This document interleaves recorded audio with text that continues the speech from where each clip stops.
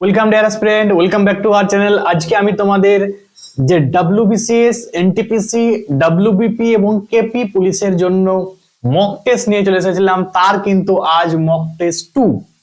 এই সিরিজটা কিন্তু তোমাদের একদম চলবে, তোমাদের এক্সাম যতক্ষণ না হচ্ছে ততক্ষণ পর্যন্ত কিন্তু এই সিরিজটা কিন্তু কন্টিনিউয়াস চলবে। তো আমি তোমাদের বলে রাখি, আমি অ্যাকচুয়াল এটা প্ল্যান করেছি যে বিভিন্ন চ্যাপ্টার ধরে ধরে কিন্তু আমি তোমাদের পড়াবো। মানে একদম হিস্ট্রি থেকে শুরু করে হিস্ট্রি, জিওগ্রাফি, পলিটি, ইকোনমিক্স সমস্ত চ্যাপ্টারকে ধরে ধরে কিন্তু আমি এভাবে কিন্তু এমসিকিউ আকারে কিন্তু শেষ করব, যেগুলো বিশেষ করে প্রিভিয়াস ইয়ারে আসা প্রশ্ন আর কি। ঠিক আছে, তো আজকে কিন্তু আমি একটা মিক্সড আকারে নিয়েছি, তোমরা প্রত্যেকে দেখো। পরের দিন থেকে কিন্তু আমি চ্যাপ্টার ওয়াইজ এটা করার কিন্তু চেষ্টা করব। এবারে আমি কেমন ভাবে করব, হিস্ট্রি জিওগ্রাফি একদিনে করলাম, পলিটি ইকোনমিক্স একদিকে করলাম, একদিনে 3টা সায়েন্সের কিছু কোশ্চেন নিলাম। এইভাবে কিন্তু তোমাদের আমি শেষ করব, সেটা আমি প্ল্যান করে, আমি একদম প্ল্যান করেই কিন্তু শেষ করব। ঠিক আছে, তো আশা করি যারা কিন্তু এই সিরিজের মধ্যে কন্টিনিউ ক্লাস করবে তারাই কিন্তু একটা বিশাল উপকার কিন্তু হবে। ঠিক আছে, তো আমি আজকে কিন্তু একটা মিক্স আকারে কোশ্চেন নিয়েছি, প্রত্যেকে কিন্তু দেখো এবং নিজেরাও কিন্তু উত্তর করার চেষ্টা করো। ঠিক আছে, চলো শুরু করছি। প্রথম কোশ্চেন কি আছে দেখো তো। প্রথম কোশ্চেন হচ্ছে যে আরাবল্লী পর্বত তার আরাবল্লী পর্বতমালা ভারতবর্ষের কোন রাজ্যে অবস্থিত? তাহলে আরাবল্লী পর্বতমালা ভারতবর্ষের কোন রাজ্যে অবস্থিত? তোমরা নিশ্চয়ই সবাই জানো যে আরাবল্লী পর্বতমালা ভারতের রাজস্থানে অবস্থিত, তাই তো? এবারে রাজস্থানে তোমরা সবাই জানো যে রাজস্থানে কি আছে, থর মরুভূমি আছে, তাই তো? থর মরুভূমি, ইম্পর্টেন্ট মরুভূমি। ঠিক আছে, এবং পরে মরুভূমির একমাত্র রিভার যেটা হচ্ছে তোমার লুনি রিভার। প্রশ্ন হয় যে লুনি রিভারটা কিন্তু এই তোমরা নিশ্চয়ই জানো, লুনি নদী আর কি, এটা কিন্তু আরাবল্লী পর্বত থেকে উৎপন্ন হয়েছে। ঠিক আছে, তোমরা সবাই কিন্তু জানো। তাহলে এই থর মরুভূমিতে মনে রাখবে লুনি রিভার কিন্তু আছে। এই লুনি রিভার কোথায় যে পতিত হয়েছে এটাও কিন্তু পরীক্ষায় এসেছে প্রিভিয়াস ইয়ারে, তোমরা নিশ্চয়ই জানো। লুনি রিভার এটা পতিত হয়েছে কচ্ছের রনে। ঠিক আছে, কোথায় হয়েছে? কচ্ছের রন, খুব ইম্পর্টেন্ট, পরীক্ষায় কিন্তু আসে। কচ্ছের রনে গিয়ে কিন্তু এইটা পতিত হয়েছে। আর পরে যে একটা ইনল্যান্ড রিভারের নাম বলো, ইনল্যান্ড বলতে অন্তর্বাহিনী রিভার আর কি। ঠিক আছে, মনে রাখবে এই লুনি হচ্ছে অন্তর্বাহিনী একটা রিভার। মানে কোনো রিভার যদি কোনো একটা দেশের মধ্যে উৎপন্ন হয়ে সেই দেশের মধ্যে যদি তার মানে শেষ হয়ে যায়, ঠিক আছে, মানে কোনো সাগরে বা মহাসাগরে সেখানে যদি পতিত না হয়, তখন তাকে আমরা কি বলবো? ইনল্যান্ড রিভার বা অন্তর্বাহিনী নদী। তাহলে লুনি মনে রাখবে একটা অন্তর্বাহিনী রিভার। ক্লিয়ার? চলো এবার দেখো অন্ধ্রপ্রদেশে জানো, ঠিক আছে, সব থেকে বেশি তামাক উৎপন্ন হয় কোথায়? পরীক্ষায় আসে। ঠিক আছে, তামাক, সব থেকে বেশি তামাক উৎপন্ন হয় মনে রাখবে এই অন্ধ্রপ্রদেশে কিন্তু। ঠিক আছে, এবং তোমাদের মিসলেনিয়াসে একটা কোশ্চেন এসেছিল, কোশ্চেনটা খুব ইম্পর্টেন্ট কোশ্চেন। কোশ্চেনটা ছিল যে ভারতবর্ষের সব থেকে লার্জেস্ট টাইগার রিজার্ভের নাম কি? ঠিক আছে, তো তোমরা সবাই জানো যে ভারতবর্ষের সব থেকে লার্জেস্ট টাইগার রিজার্ভ হচ্ছে তোমার এই অন্ধ্রপ্রদেশেই কিন্তু উপস্থিত। ঠিক আছে, তোমরা আমাকে সেটা বলবে যে কোন টাইগার রিজার্ভটার নাম কি। তোমরা নিশ্চয়ই ক্লার্কশিপ এক্সাম দিয়েছো, তোমরা আমাকে কমেন্টে জানাবে যে ওই টাইগার রিজার্ভের নাম কি। তোমরা কিন্তু এটা আমাকে কমেন্টে জানাবে, যেটা ভারতবর্ষের সব থেকে লার্জেস্ট টাইগার রিজার্ভ, যেটা উপস্থিত কোথায় আছে না অন্ধ্রপ্রদেশে কিন্তু উপস্থিত আছে। ঠিক আছে, আচ্ছা, গুজরাটে খুব একটা মোস্ট ইম্পর্টেন্ট যে কান্ডালা পোর্ট। ঠিক আছে, কান্ডালা পোর্ট, কান্ডালা বন্দর, খুব ইম্পর্টেন্ট কোশ্চেন যে কান্ডালা বন্দর কোথায় অবস্থিত? মনে রাখবে গুজরাটে অবস্থিত। ঠিক আছে, যার বর্তমানে নাম কিন্তু দীনদয়াল উপাধ্যায় বন্দর, ঠিক আছে, তোমার সাথে কিন্তু জানো। এবারে তোমাদের যেটা আমি বলবো যে আরাবল্লী পর্বতমালা, সেটা দেখলাম যে রাজস্থানে অবস্থিত। এবারে আরাবল্লী পর্বত থেকে আমি কয়েকটা পয়েন্ট বলবো যেগুলো পরীক্ষায় তোমাদের খুব ইম্পর্টেন্ট। ঠিক আছে, আরাবল্লী পর্বত, আর পর্বত থেকে যেগুলো পড়তে হবে মোস্ট ইম্পর্টেন্ট, একটু দেখে নাও, আমি ওয়ান বাই ওয়ান বলি। ঠিক আছে, আরাবল্লী পর্বত আর কি, আরাবল্লী পর্বত। মোস্ট ইম্পর্টেন্ট পয়েন্ট গুলোই বলবো যেগুলো প্রিভিয়াস ইয়ারে এসেছে। প্রশ্ন হয় যে ভারতবর্ষের সব থেকে ওল্ডেস্ট প্রাচীনতম পর্বতের নাম কি? ঠিক আছে, তাহলে একটা পয়েন্ট মোস্ট ইম্পর্টেন্ট, এটি একটা প্রাচীনতম পর্বত। ঠিক আছে, প্রাচীনতম কি পর্বত? এটা মনে রাখবে, এটা একটা রেসিডুয়াল মাউন্টেন, মানে ক্ষয়জাত পর্বত। এটা একটা কি পর্বত? ক্ষয়জাত পর্বত। ক্ষয়জাত পর্বত। যেগুলো বলবো মনে রাখবে, একদম পরীক্ষায় আসার মতো প্রশ্ন।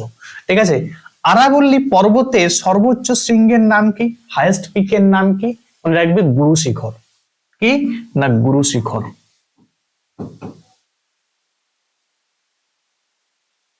শিখরটা কোথায় অবস্থিত? ঠিক আছে, প্রশ্ন হয়, মনে রাখবে এটা মাউন্ট আবুতে অবস্থিত।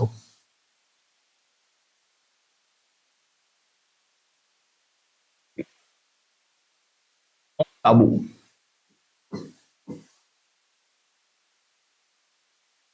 আবুতে মনে রাখবে এটা কিন্তু অবস্থিত। এবং এটাও পরে এই মাউন্ট আবুতে একটা মোস্ট ইম্পর্টেন্ট টেম্পল আছে, সে টেম্পলটা কিন্তু তোমরা মনে রাখবে, সেটা কিন্তু পরীক্ষা আসে। ঠিক আছে, মনে রাখবে এই মাউন্ট আবুতেই অবস্থিত কি না দিলওয়ারা টেম্পল। ঠিক আছে,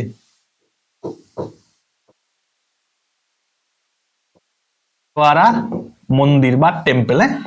মনে রাখবে এই মন্দিরটা, এটা কিন্তু একটা জৈন টেম্পল, এটাও পরীক্ষায় আসে।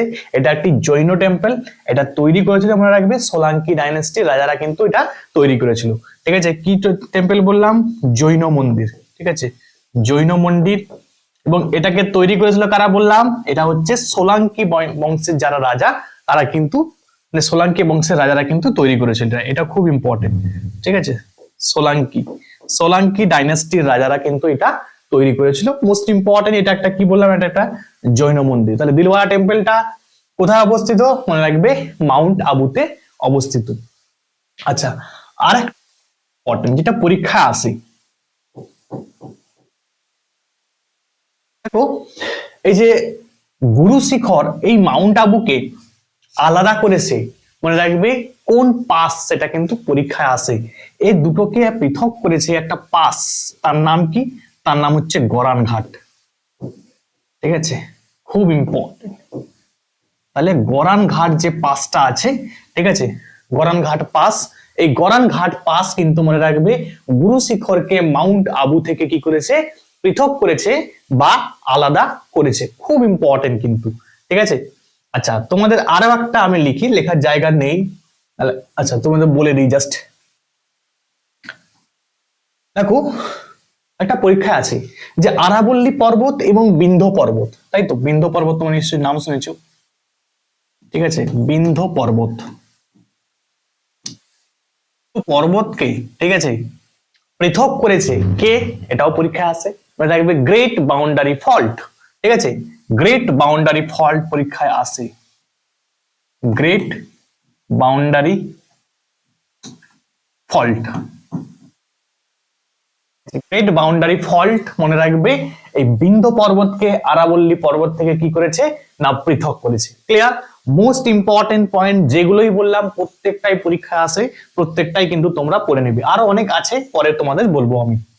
দেখো বলছে যে গ্রন্থিটি মস্তিষ্কের সবচেয়ে কাছে অবস্থিত সেটি, তাহলে ব্রেনের সবচেয়ে কাছে অবস্থিত মনে রাখবে এই যে এখানে যে অপশন গুলো দেওয়া আছে তার মধ্যে পিটুইটারি গ্ল্যান্ড। এবারে পিটুইটারি গ্ল্যান্ডকে কি বলা হয়? এটাকে বলা হয় প্রভু গ্রন্থি। কি বলা হয়? না প্রভু গ্রন্থি। ঠিক আছে, তাই কি বলা হয়? প্রভু গ্রন্থি বা মাস্টার গ্ল্যান্ড। পরীক্ষা আসে যে প্রভু গ্রন্থি কাকে বলে।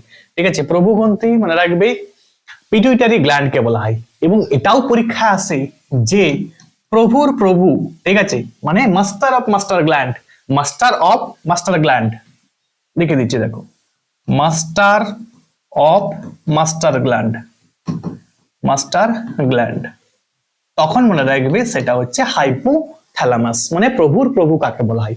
হাইপোথ্যালামাস কে বলা হয়। ও হাইপোথ্যালামাস,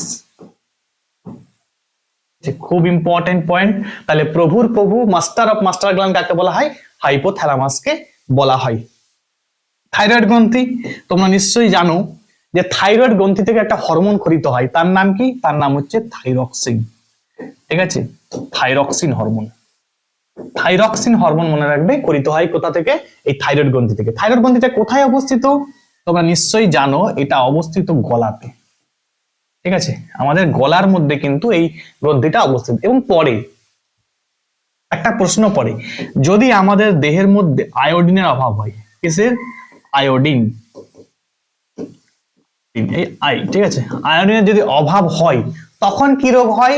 গলগণ্ড রোগ হয়। নিশ্চয়ই জানো তো, গলগণ্ড বা গয়টার আমরা বলি। ঠিক আছে, গলগণ্ড বা গয়টার, এই গয়টার, এই গয়টার রোগটা, এই গয়টার ডিজিজটা মনে রাখবে, এই যদি আয়োডিনের অভাব হয়, ঠিক আছে, অভাব, যদি আয়োডিনের কি হয়? অভাব, ভালো করে বুঝবি। যদি আয়োডিনের অভাব হয় কি রোগ হয়? গলগণ্ড বা গয়টার রোগটা হয়। এবং পরীক্ষা আসে, যদি গলগণ্ড বা গয়টার রোগ হয় তখন মনে রাখবি যে থাইরয়েড গ্ল্যান্ডটা আছে এটা ফুলে যায়। কি হয়? ফুলে যায়। ক্লিয়ার? মনে থাকবে। পরের কোশ্চেন আমরা দেখি। পরে পরে দেখো কি আছে, অগ্নাশয় আছে। অগ্নাশয় থেকে মোস্ট ইম্পর্টেন্ট পড়ে। ঠিক আছে, অগ্নাশয় থেকে পড়ে যে অগ্নাশয় দেখো অনেকগুলো গ্রন্থি আছে। ঠিক আছে, যেমন দেখো তোমার অগ্নাশয় একটা গ্রন্থি, তো এর আলফা কোষ, বিটা কোষ, ডেল্টা কোষ, তিনটা কোষ আছে। প্রশ্ন হয় যে অগ্নাশয় গ্রন্থির আইলেটস অফ ল্যাঙ্গারহ্যান্স কোথা থেকে? আইলেটস অফ ল্যাঙ্গারহ্যান্স এর আলফা কোষ থেকে। কোথা থেকে? আলফা, আলফা সেল বা আলফা কোষ থেকে কি খরিত হয়? মনে রাখবে গ্লুকাগন, গ্লুকাগন এই হরমোনটা কিন্তু খরিত হয়। এই হরমোনের কাজ কি? এই হরমোনটার কাজ মনে রাখবে, এটা হচ্ছে গ্লাইকোজেনকে,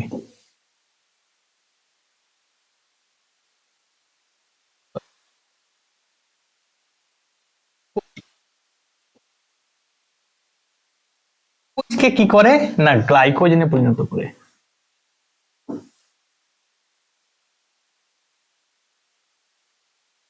পারবেন না, উল্টা হয়ে যাচ্ছে। এটা একটু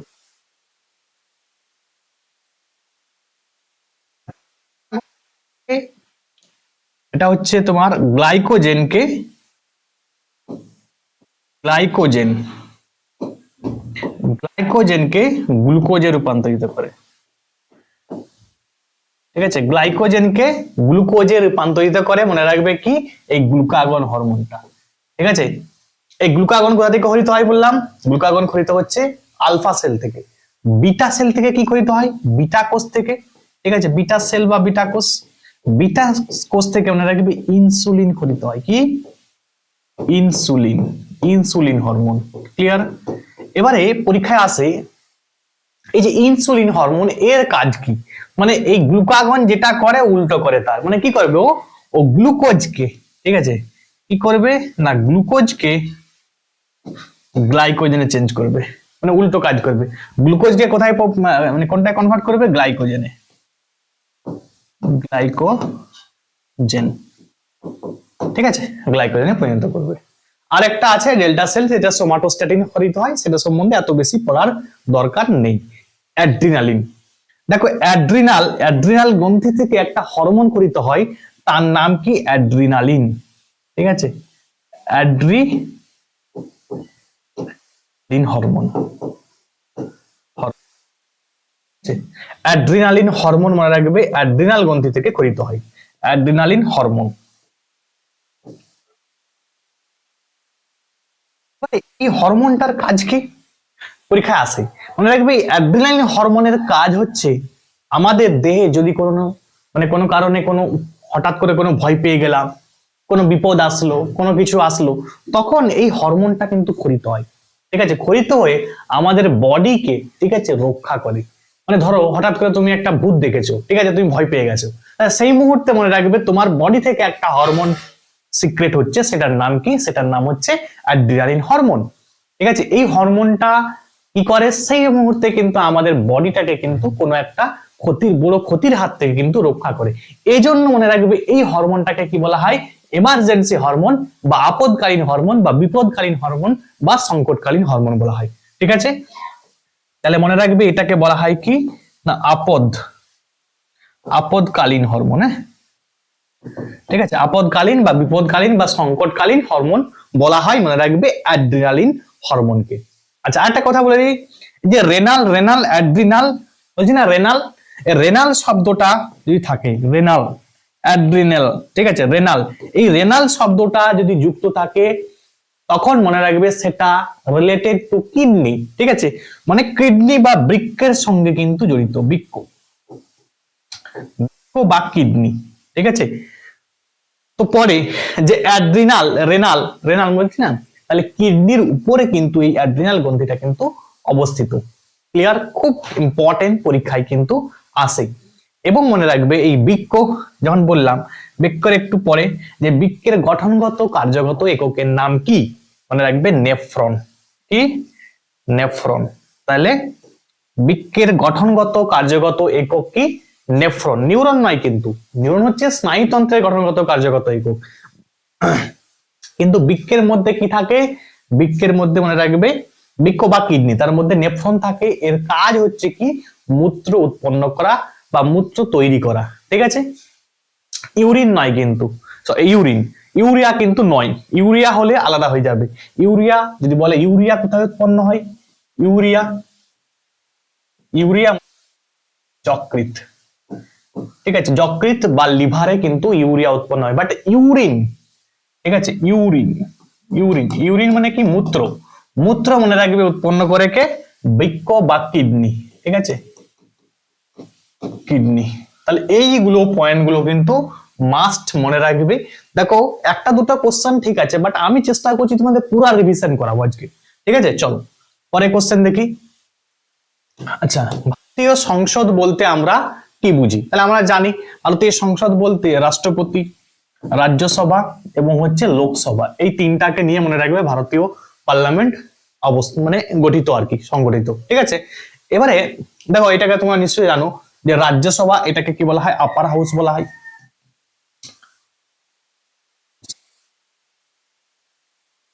এটাকে কি বলা হয়? এটাকে বলা হয় লোয়ার হাউস। ঠিক আছে, খুব ইম্পর্টেন্ট। এবারে তোমাদের আজকে যেটা আমি বলবো, এইগুলো সম্বন্ধে আমি বেশি বলবো না, আমি তোমাদের বলবো অন্য কিছু। কি? একটু দেখে নাও। প্রশ্ন হয় যে ধরো ইউকে, ঠিক আছে, আর একটা পরে কি? ইউএসএ। এটাই ইউকের লোয়ার হাউস মানে লোকসভা। ঠিক আছে, লোয়ার হাউসকে কি বলে? Lower house. এবং কি আপার হাউস। ঠিক আছে, লোয়ার হাউস এবং আপার হাউসকে কি বলে? আর ইউএসএ তে লোয়ার হাউস এবং আপার হাউসকে কি বলে, এগুলো কিন্তু তোমাদের জানতে হবে, পরীক্ষায় আসে। মনে রাখবে এটাকে বলা হয় হাউস অফ কমন্স। ঠিক আছে, কি বলা হয়? House of Commons. আছে, তাহলে কি বললাম? লোয়ার হাউসকে কি বলা হয়? House of Commons. আর আপার হাউসকে কি বলে ইউকে তে? House of Lords. কি বলে? House of Lords. House of Lords, House of Lords. খুব ইম্পর্টেন্ট কিন্তু, হ্যাঁ। চলো ইউএসএ তে দেখে নি। ইউএসএ তে মনে রাখবে হাউস অফ রিপ্রেজেন্টেটিভ। ঠিক আছে, কি বলা হয়? House of representative.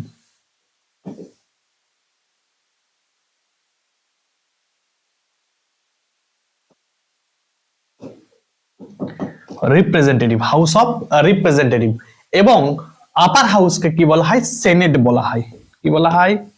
সেনেট। পরীক্ষায় মোস্ট ইম্পর্টেন্ট এই দুটো কিন্তু জেনে নেবে। ঠিক আছে, এগুলো কিন্তু পরীক্ষায় আসে। চলো এরপরে দেখে নিই পরের কোশ্চেন কি আছে। বঙ্কিমচন্দ্র চট্টোপাধ্যায় কত সালে আনন্দমঠ রচনা করেন? তাহলে আনন্দমঠ বঙ্কিমচন্দ্র চট্টোপাধ্যায় রচনা করেছিলেন 1882 সালে। এবার তোমরা নিশ্চয়ই জানো যে আনন্দমঠ উপন্যাস থেকে কিন্তু এই যে বন্দে মাতরম গানটা, এটা কিন্তু নেওয়া হয়েছে। ঠিক আছে, বন্দে মাতরম, বন্দে মাতারাম মনে রাখবে আনন্দমঠ উপন্যাস থেকে নেওয়া হয়েছে। এবার তোমরা নিশ্চয়ই জানো এই যে বন্দে মাতারাম গানটা আইএনসির, ইন্ডিয়ান ন্যাশনাল কংগ্রেসের 1896 সালে, ঠিক আছে, কলকাতা সেশনে এই গানটা কিন্তু গাওয়া হয়। হ্যাঁ, কলকাতা সেশন খুব ইম্পর্টেন্ট। হ্যাঁ, তাহলে 1896 সালে বন্দে মাতরম গানটি গাওয়া হয়েছিল ইন্ডিয়ান ন্যাশনাল কংগ্রেসের কোন সেশনে? 1896 যে সেশন হয়েছিল কলকাতায়, সেই কলকাতা সেশনে কিন্তু মনে রাখবে আনন্দমঠ উপন্যাসটি সরি বন্দে মাতরম গানটা কিন্তু গাওয়া হয়েছে। ক্লিয়ার? চলো পরের কোশ্চেন আমরা দেখে নিই কি আছে। সিনেমা দেখানোর প্রক্ষেপণ যন্ত্রে মানে প্রজেক্টর, ঠিক আছে, যেটা থেকে মানে আলো পড়ে আর সে ধরনের কি ধরনের লেন্স থাকে? পরীক্ষা এসেছে কিন্তু প্রিভিয়াস ইয়ারের কোশ্চেন। মানে রাখবে উত্তল লেন্স থাকে। কি লেন্স? উত্তল লেন্স, বা এটাকে ইংরেজিতে বলা হয় কি? Convex lens. Convex lens. Lens থেকে কয়েকটা প্রশ্ন পড়ে, আমি পর পর লিখে দিচ্ছি, মনে রাখবে, ঠিক আছে। 1 নাম্বার এটাই পরে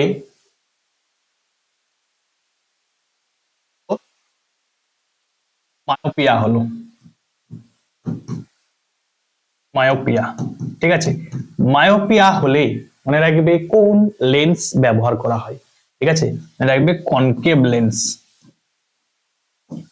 কেভ লেন্স। কি করে মনে রাখবে? মাইকেভ, ঠিক আছে। এই যে মায়োপিয়া, কনকেভ, তাহলে মাইকেভ এভাবে কিন্তু মনে রাখতে পারো। কনকেভ মানে এই যে অবতল দর্পণ, ঠিক আছে, অবতল দর্পণ। তাহলে মায়োপিয়া যদি রোগ হয় মনে রাখবে কনকেভ লেন্স ব্যবহার করা হয়। যদি হাইপারমেট্রোপিয়া রোগ হয়, কি রোগ? হাইপারমেট্রোপিয়া।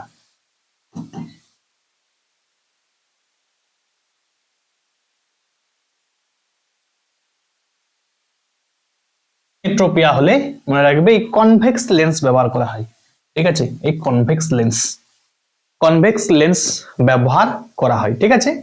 পরীক্ষায় হয় কনভেক্স মানে উত্তল আর কি, উত্তল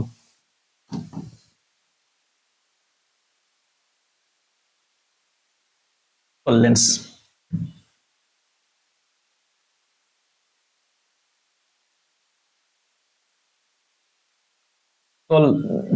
লেন্স, হ্যাঁ আছে কিন্তু, না? ঠিক আছে। আর তোমাদের জন্য একটা কোশ্চেন থাকলো, কোন রোগে বাইফোকাল লেন্স ব্যবহার করা হয়? তোমরা এটা আমাকে কমেন্টে জানাবে, ঠিক আছে, কোন রোগে বাইফোকাল লেন্স ব্যবহার করা হয়। চলো পরের কোশ্চেন দেখি কি আছে। বলছে কোন নদীকে বাংলার দক্ষ বলা হয়? সর অফ বেঙ্গল বা বাংলার দক্ষ বলা হয় কাকে? মনে রাখবে দামোদরকে। দামোদরের উপরে যে ড্যাম গুলি আছে কি কি ড্যামস? দামোদরের উপরে দুটোই ড্যাম আছে।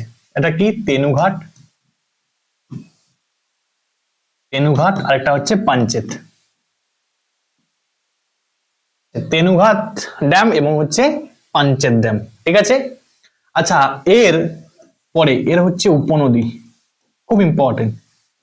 উপনদী এই তোমাদের পরীক্ষায় কিন্তু পড়েছিল, এটা ক্লার্কশিপের এক্সামে কিন্তু পড়েছিল যে দামোদরের সব থেকে লার্জেস্ট ট্রিবিউটারি বা উপনদীর নাম কি?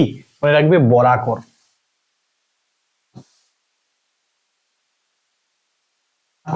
ঠিক আছে, বরাকর। এবারে পরীক্ষায় পড়ে যে বরাকরের উপরে যে ড্যাম গুলো আছে সেগুলো কিন্তু পড়ে। দেখো ওয়েস্ট বেঙ্গল থেকে কয়েকটা ড্যাম পড়ে, তার মধ্যে এই মোস্ট ইম্পর্টেন্ট এইগুলোই কিন্তু, ঠিক আছে। তাহলে বরাকর উপরে আছে মাইথন ড্যাম, ঠিক আছে, মাইথন ড্যাম এবং হচ্ছে তিলাইয়া ড্যাম, তিলাইয়া, তিলাইয়া, ঠিক আছে। তাহলে মাইথন ড্যাম এবং হচ্ছে তিলাইয়া ড্যাম কোন নদীর উপরে আছে? বরাকরের উপরে আছে। ক্লিয়ার? আচ্ছা, এই যে তিস্তা, তিস্তা তোমরা নিশ্চয়ই জানো তিস্তাকে কি বলা হয়? ত্রাসের নদী বলা হয়। কি বলে? ত্রাসের নদী, ত্রাসের নদী তিস্তাকে। এবং তিস্তার উপরে একটা সেতু আছে যেটা হচ্ছে ওয়েস্ট বেঙ্গলের সব থেকে দীর্ঘতম, সব থেকে লংগেস্ট সেতু, ঠিক আছে, সেটা মনে রাখবে জয়ী সেতু, জয়ী সেতু, ঠিক আছে, তিস্তার উপরেই কিন্তু আছে। আচ্ছা চলো, তিস্তা নিশ্চয়ই জানো এটা কিন্তু জেমু গ্লেসিয়ার থেকে উৎপন্ন হয়েছে, জেমু গ্লেসিয়ার, ঠিক আছে।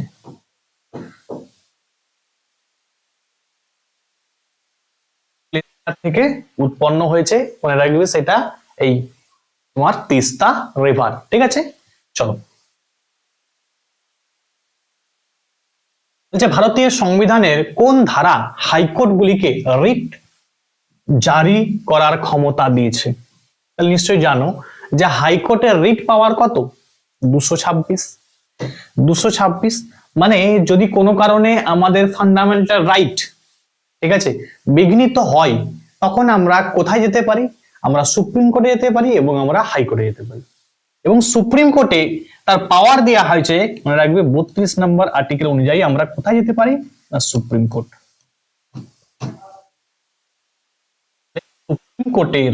সুপ্রিম কোর্টের রিট পাওয়ার কত? সুপ্রিম কোর্টের রিট পাওয়ার 32 নম্বর আর্টিকেল, এবং হাইকোর্টের রিট পাওয়ার কত? 226 নম্বর আর্টিকেল। খুব ইম্পর্টেন্ট।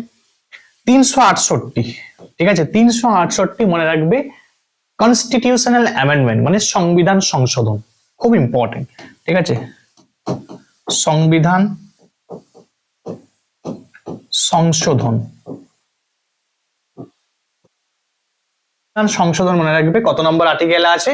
368 নম্বর আর্টিকেলে সংবিধান সংশোধন বা কনস্টিটিউশনাল অ্যামেন্ডমেন্টের কথা বলা আছে।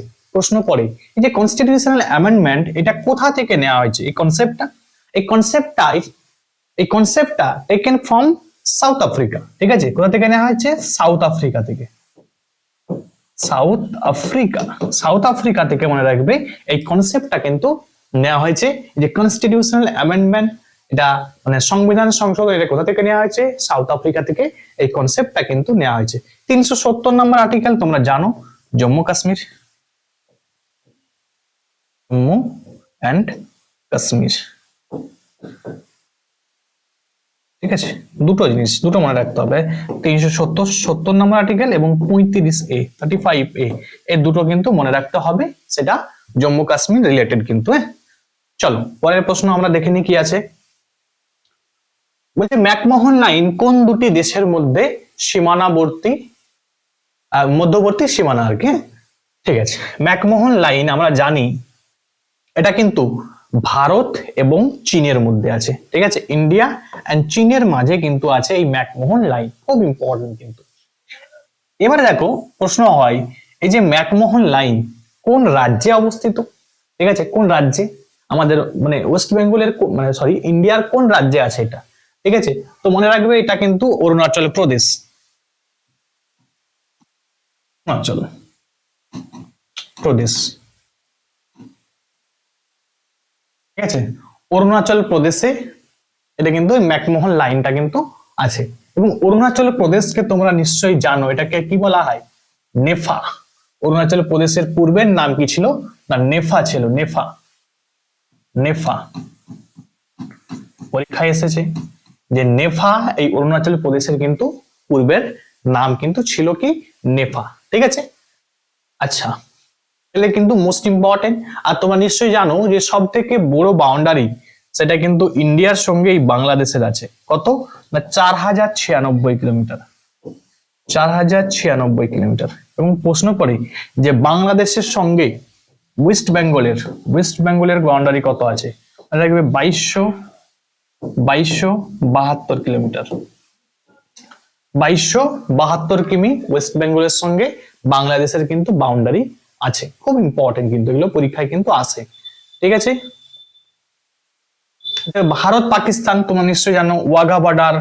ঠিক আছে, তোমার সিরক্রিক লাইন এটাও পড়ে, সিরক্রিক। ঠিক আছে, ওয়াঘা বর্ডার, ওয়াঘা বর্ডার এবং সার্ক্রিক লাইন। ঠিক আছে, এইগুলো কিন্তু মনে রাখবে এই তোমার ভারত এবং পাকিস্তানের মধ্যে আছে। আরো একটা আছে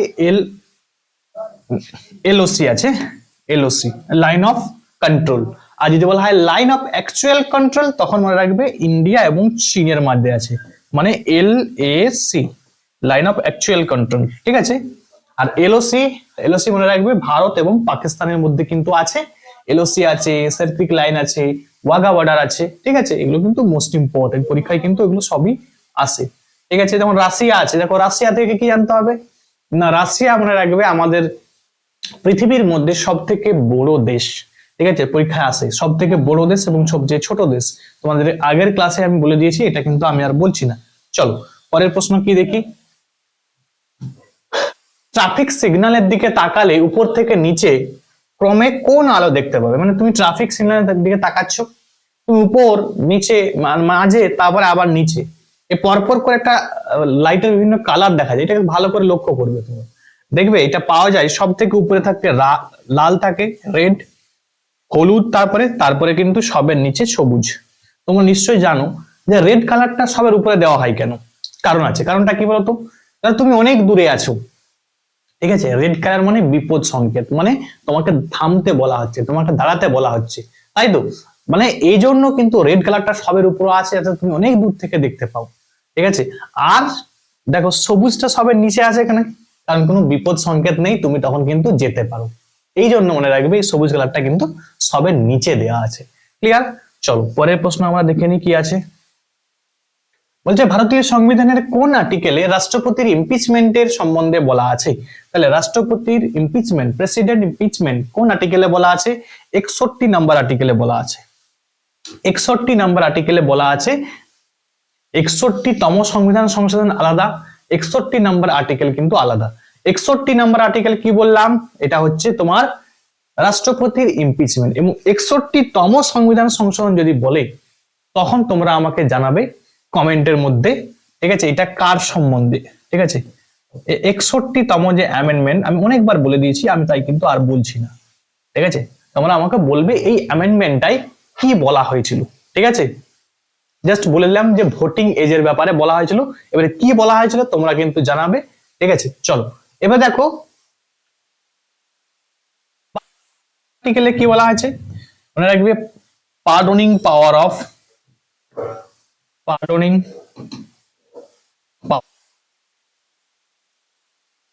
পাওয়ার অফ প্রেসিডেন্ট, ঠিক আছে।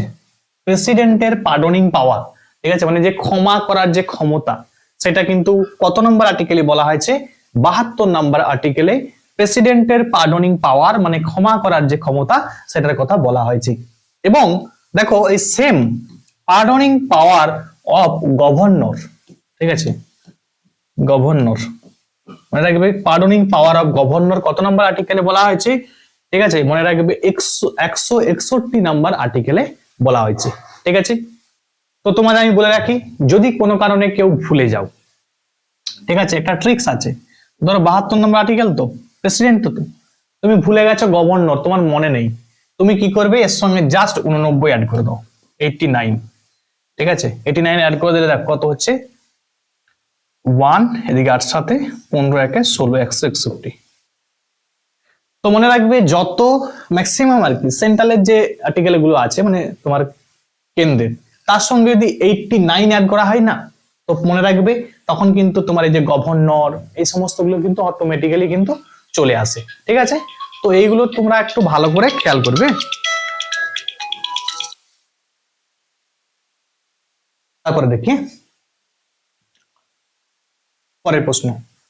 বলছে নিম্নলিখিত কোন দুটি গ্রহ পৃথিবী অপেক্ষা সূর্যের নিকটে অবস্থিত? নিশ্চয়ই জানো তোমরা যে সবের প্রথমে কি আছে? বুধ, তারপরে শুক্র, তারপরে পৃথিবী। তাহলে পৃথিবীর থেকেও মনে রাখবে দুটো গ্রহ আছে, সেটা কি? বুধ এবং শুক্র।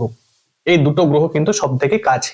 মনে রাখবে এই দুটো গ্রহের কিন্তু কোনো উপগ্রহ নেই, ঠিক আছে। তাহলে কোনো উপগ্রহ বা কোনো মুন নেই, মনে রাখবে বুধ এবং শুক্র গ্রহে, ঠিক আছে।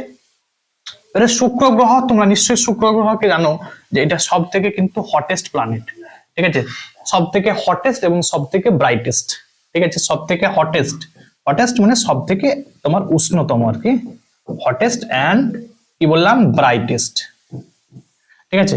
হটেস্ট, ঠিক আছে, মানে হটেস্ট মানে কি বললাম? হটেস্ট মানে উজ্জ্বল, ঠিক আছে, সব থেকে, সরি, উষ্ণ, উষ্ণ, উষ্ণ, ঠিক আছে। এবং কি বললাম? সব থেকে উজ্জ্বল যদি বলা হয়, উজ্জ্বল, উজ্জ্বল গ্রহ, তখন মনে রাখবে এটা কিন্তু শুক্রকেই বলা হয়, ঠিক আছে। সব থেকে কিন্তু হটেস্ট প্ল্যানেট, সব থেকে উষ্ণ গ্রহ এবং সব থেকে উজ্জ্বল গ্রহ কাকে বলা হয়? এই শুক্রকে বলা হয়। ক্লিয়ার? কেন প্রশ্ন হয়? বিকজ এখানের মধ্যে মনে রাখবে প্রচুর পরিমাণে কার্বন ডাই অক্সাইড থাকে, CO2, CO2 কিন্তু কার্বন ডাই অক্সাইডের পরিমাণটা কিন্তু অনেক বেশি থাকে, তাই সে কারণেই কিন্তু মনে রাখবে শুক্র গ্রহকে কি বলা হয় সব থেকে হটেস্ট প্ল্যানেট। আর নিশ্চয়ই জানো যে সব থেকে কাছে আছে, ঠিক আছে, সব থেকে কাছে কোন গ্রহটা আছে, মনে রাখবে বুধ। এটা কিন্তু মনে রাখবে সূর্যের কিন্তু সবচেয়ে কাছে আছে। প্রশ্ন পরে লাল গ্রহ কাকে বলে, এই যে দেখো মঙ্গল, মঙ্গলকে মনে রাখবে কি বলা হয়, লাল গ্রহ বলা হয়। ঠিক আছে, কি গ্রহ বলা হয়, লাল গ্রহ বা রেড প্ল্যানেট বলা হয় কাকে, মনে রাখবে এই মঙ্গলকে কিন্তু বলা হয়। খুব ইম্পর্টেন্ট কিন্তু। হ্যাঁ, চলো বলছে আলেকজান্ডার যখন ভারত আক্রমণ করে তখন কোন রাজবংশ মগধ শাসন করছে। তো পরে এটা পরীক্ষায় এসেছে কিন্তু, তো মনে রাখবে নন্দ বংশ কিন্তু তখন রাজ করছে, এবং নন্দ বংশের কে রাজত্ব করছে সেই সময় ধননন্দ রাজত্ব করছে। ঠিক আছে, কে না ধননন্দ, ইম্পর্টেন্ট কিন্তু। আচ্ছা এবারে তোমাদের আলেকজান্ডার সম্বন্ধে যে কোশ্চেন গুলো আসে আমি সব লিখে দিচ্ছি ওয়ান বাই ওয়ান। ঠিক আছে, আলেকজান্ডার সম্বন্ধে যা যা পরীক্ষায় পড়ে আর কি। হ্যাঁ, আলেকজান্ডার দেখো প্রথম প্রশ্ন যে আলেকজান্ডার কোথাকার রাজা। মনে রাখবে আলেকজান্ডার কিন্তু ম্যাসিডনের রাজা। ঠিক আছে, কোথাকার না ম্যাসিডন, ম্যাসিডোনিয়া, ম্যাসিডনের রাজা।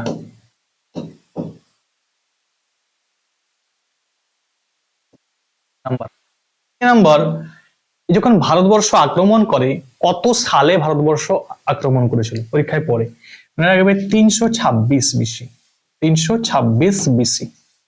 সে যখন ভারতবর্ষ অ্যাটাক বা আক্রমণ করলো, সেই আক্রমণের সম্মুখীন কে হয়েছিল, এটাও পরীক্ষায় আসে। মনে রাখবে সেই সময় এই যে এই 326 বিসিতে একটা যুদ্ধ হয়েছিল, কার সঙ্গে না পুরুর সঙ্গে। এই পুরুর সঙ্গে মনে রাখবে একটা যুদ্ধ হবে, সেটা হচ্ছে ঝিলাম নদীর তীরে। কোন নদীর তীরে, এটাও পরীক্ষা আছে, ঝিলাম নদীর তীরে। ঝিলাম নদীর তীরে, ঝিলাম নদীর তীরে একটা যুদ্ধ হবে, সেটাকে বলা হবে কি ব্যাটল অফ হিদাসপাস, মানে হিদাসপাসের যুদ্ধ। খুব ইম্পর্টেন্ট যে হিদাসপাসের যুদ্ধ, হিদাসপাসের যুদ্ধ। ঠিক আছে, খুব ইম্পর্টেন্ট। তাহলে খুব ইম্পর্টেন্ট মনে রাখতে হবে যে আলেকজান্ডার 326 বিসিতে ভারতবর্ষ অ্যাটাক করছে। সেই সময় কার সঙ্গে তাকে সম্মুখীন হতে হয়েছিল প্রথমে না পুরুর সঙ্গে। পুরুর সঙ্গে তাকে একটা কি যুদ্ধ হয়, ব্যাটল অফ হিদাসপাসের যুদ্ধ। ঠিক আছে, হিদাসপাসের যুদ্ধ কত সালে, ওই 326 বিসি যখন সে প্রথম অ্যাটাক করবে। কোথায় যুদ্ধটা হয়েছিল না ঝিলাম নদীর তীরে হয়েছিল। এরপরে নিশ্চয়ই জানো যে আলেকজান্ডার আমাদের ভারতবর্ষে কি হবে, এন্টার করবে। ঠিক আছে, এবং এন্টার করার পরে দেখো নিশ্চয়ই পুরু হেরে গেছিল। ঠিক আছে, বুঝতেই পারছো তোমরা। দিয়ে তিনি কত মাস ভারতে ছিল, এটাও পরে মনে রাখবে 19 মাস কিন্তু ভারতে ছিলেন তিনি। কত মাস ছিলেন, 19 মাস ছিলেন। খুব ইম্পর্টেন্ট, এটা কিন্তু প্রিভিয়াস ইয়ারে আসা প্রশ্ন যে কত মাস আলেকজান্ডার ভারতবর্ষে ছিল। মনে রাখবে 19 মাস কিন্তু তিনি ছিলেন। এবং তিনি কোথায় মারা যাচ্ছে, মনে রাখবে তিনি ম্যাসিডনে মারা গেছেন, ব্যাবিলনে মারা গেছিলেন, ব্যাবিলনে। তিনি ব্যাবিলনে কিন্তু মারা যাচ্ছে। তাহলে খুব ইম্পর্টেন্ট, তিনি ম্যাসিডনের রাজা ছিল, তিনি ব্যাবিলনে কিন্তু মারা যাচ্ছে। ঠিক আছে, আচ্ছা তিনি যে মারা গেছিলেন কত সালে মারা গেছিলেন, মনে রাখবে 323 বিসি, 323 বিসি। তোমাদের মাথায় একটা জিনিস ঢুকে যাচ্ছে যে স্যার আপনি বললেন 326 বিসিতে এখানে যুদ্ধ হচ্ছে আর 323 বিসিতে মারা যাচ্ছে, একটু পিছন দিকে যাচ্ছে না। হ্যাঁ, অ্যাকচুয়াল ব্যাপারটা এটাই যে বিসি থাকলে বিসি থেকে না মানে দেখো অ্যাকচুয়াল ধরো, এটা ধরো যীশু খ্রিস্টের জন্ম, যীশু খ্রিস্টের জন্মের এই দিকটা সব এডি। ঠিক আছে, এডি। আর এই দিকটা কি বলতো, এই দিকটা সব বিসি। ঠিক আছে, মানে বিফোর ক্রাইস্ট।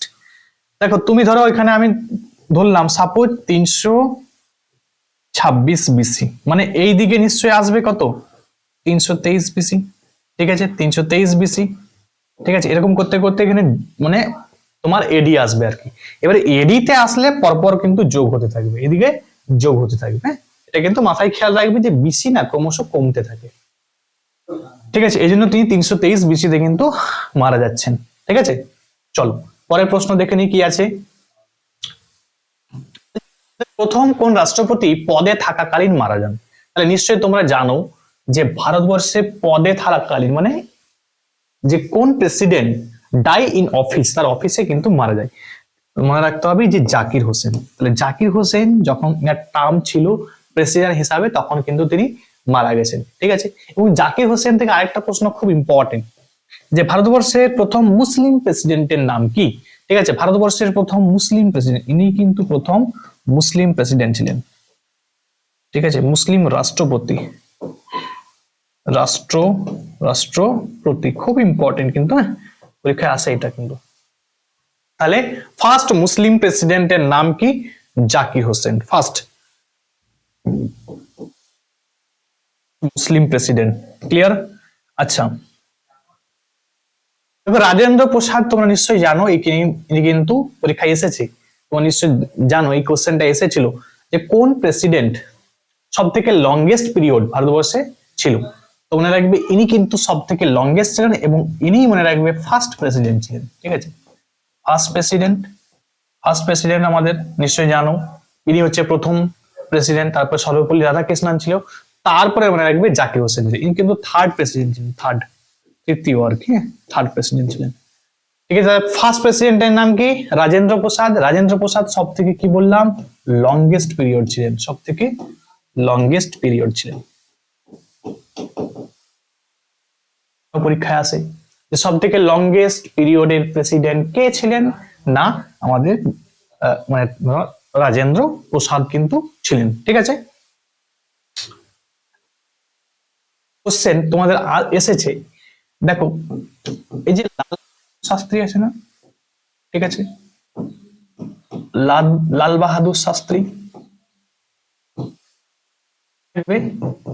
ইনি মনে রাখবে ইম্পর্টেন্ট, ইনি মানে প্রাইম মিনিস্টার, ঠিক আছে, একমাত্র প্রাইম মিনিস্টার যিনি বিদেশের মাটিতে মারা যান। পিএম কোথায় মারা যাচ্ছে না, বিদেশের মাটিতে। তাসকান চুক্তি যখন হচ্ছিল, তাসকান চুক্তিতে কিন্তু ইনি কিন্তু বিদেশে মারা গেছিলেন, তাসকান্তে।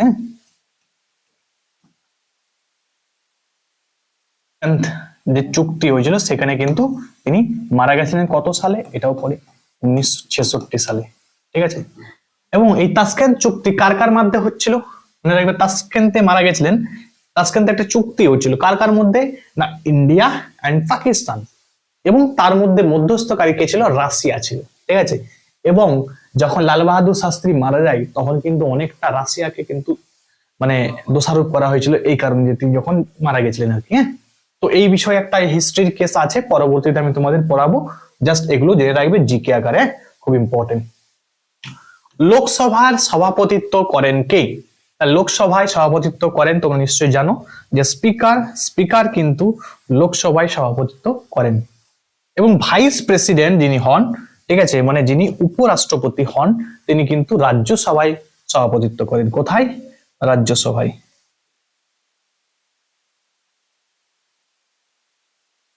রাজ্যসভায়, ঠিক আছে, রাজ্যসভায় সভাপতিত্ব করেন কে?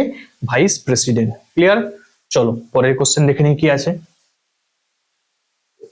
সিন্ধু সভ্যতা কে আবিষ্কার করেন?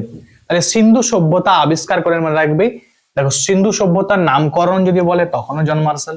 সিন্ধু সভ্যতা কে আবিষ্কার করেন? John Marshall. কিন্তু মনে রাখবে যদি বলা হয় হরপ্পা সভ্যতার নামকরণ কে দিল? হরপ্পা,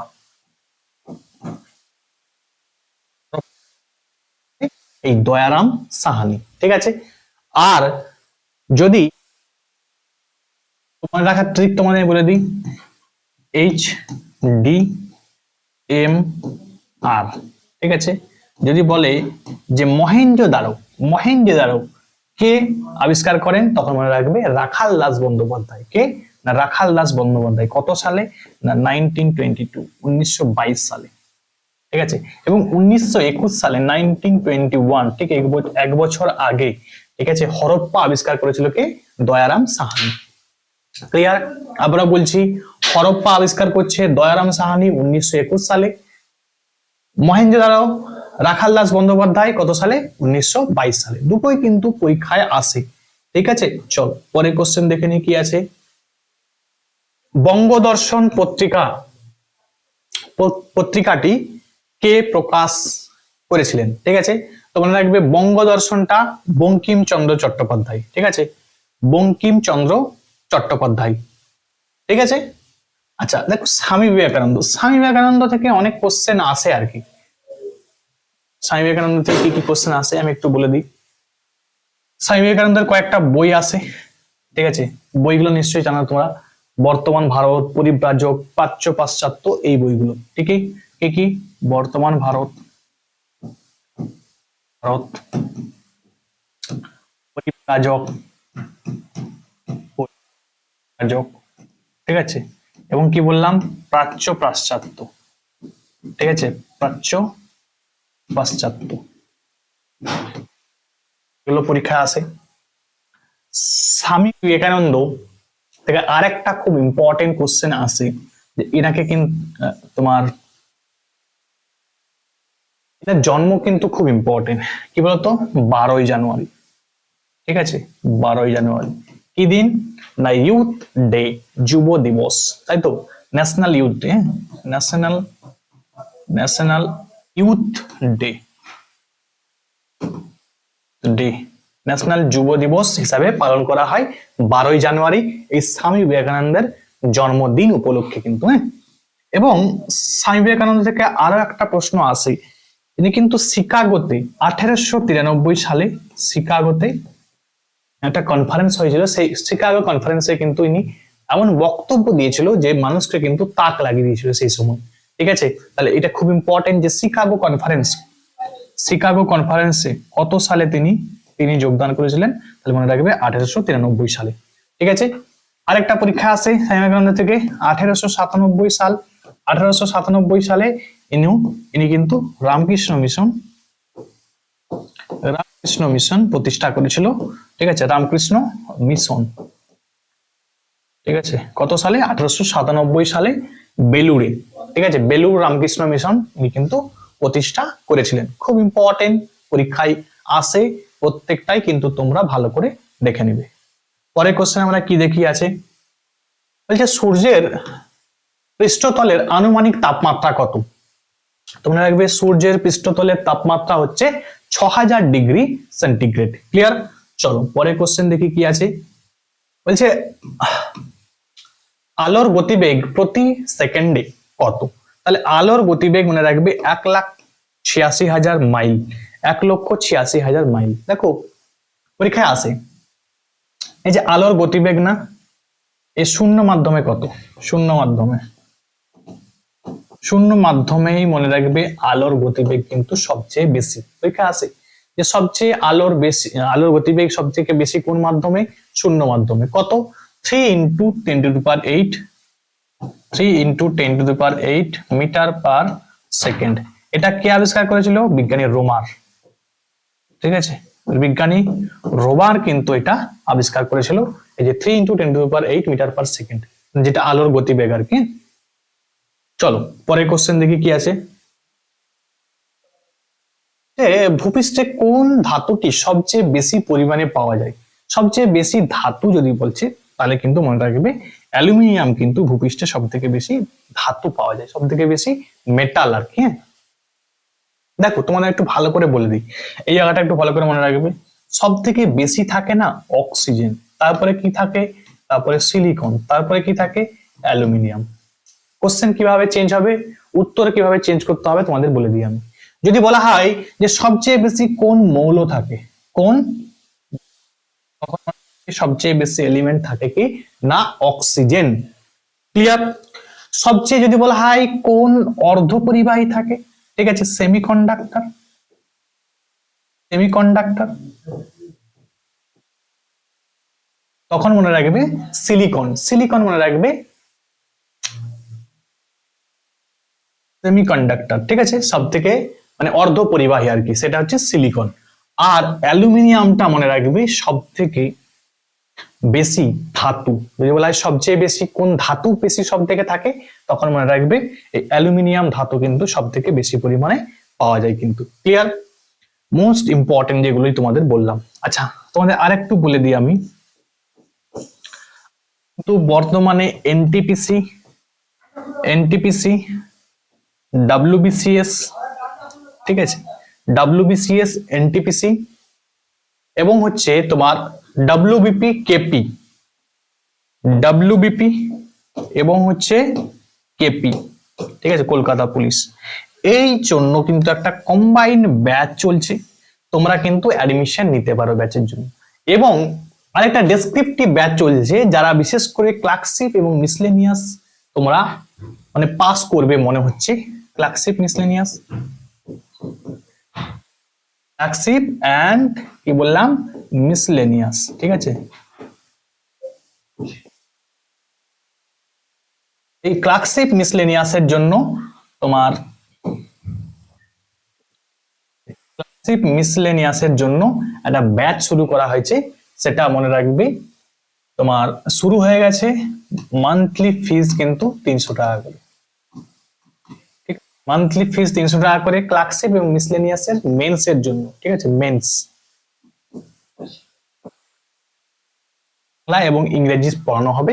যদি কেউ পড়তে চাও ডেসক্রিপটিভ, তো তোমরা কিন্তু এই 300 টাকা পে করবে। এই নাম্বারটা তোমাদের দেখিয়ে দিচ্ছি আমি, 7872141322, 7872141322। এই নাম্বারে ডাইরেক্ট পে করবে 300 টাকা, পে করে স্ক্রিনশট করবে, আমি তোমাকে গ্রুপে অ্যাড করে দেবো। অলরেডি ক্লাস চলছে, অ্যাডমিশন চলছে, যদি নিতে চাও অ্যাডমিশন নিতে পারো, ঠিক আছে। এবং এই অবজেক্টিভের জন্য মান্থলি 500 করে, ঠিক আছে।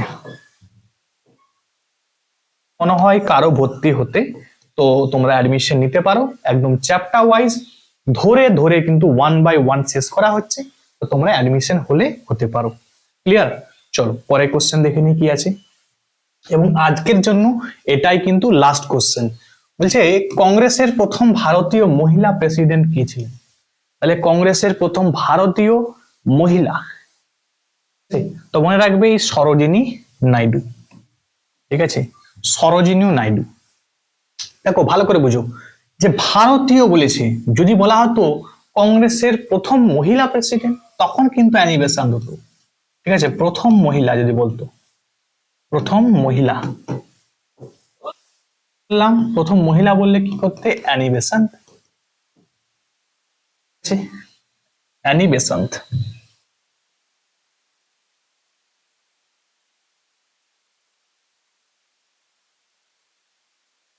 অ্যানি বেসান্ত খুব ইম্পর্টেন্ট। আর যদি বলা হয় যে কোন ভারতীয় মহিলা, তখন কিন্তু মনে রাখবে, দেখো অ্যানি বেসান্ত কি ছিল, ইনি কিন্তু আইরিশ ল্যাডি ছিল, ঠিক আছে। আইরিশ ল্যাডি থাকার জন্য কিন্তু এটা নেওয়া যাবে না, ঠিক আছে, এখানে কিন্তু অপশনেও দেওয়া নেই। আচ্ছা, যদি বলা হয় প্রথম ভারতীয়, তখন কিন্তু মনে রাখবে সরোজিনী নাইডু।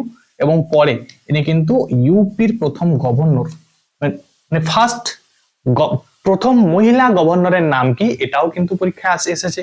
তো মনে রাখবে সরোজিনী নাইডু, ইনি কিন্তু প্রথম মানে মহিলা গভর্নর ছিলেন। এবং প্রথম মহিলা যদি বলা হয় সিএম, চিফ মিনিস্টার কে ছিলেন, তার মনে রাখবে Sucheta Kripalani, first female chief minister. আর ফার্স্ট ফিমেল গভর্নর কে ছিলেন, গভর্নর হচ্ছে সরোজিনী নাইডু। ক্লিয়ার? তাহলে আজকে এখান পর্যন্ত। যদি ভিডিওটা ভালো লাগে অবশ্যই তোমরা লাইক করবে, শেয়ার করবে।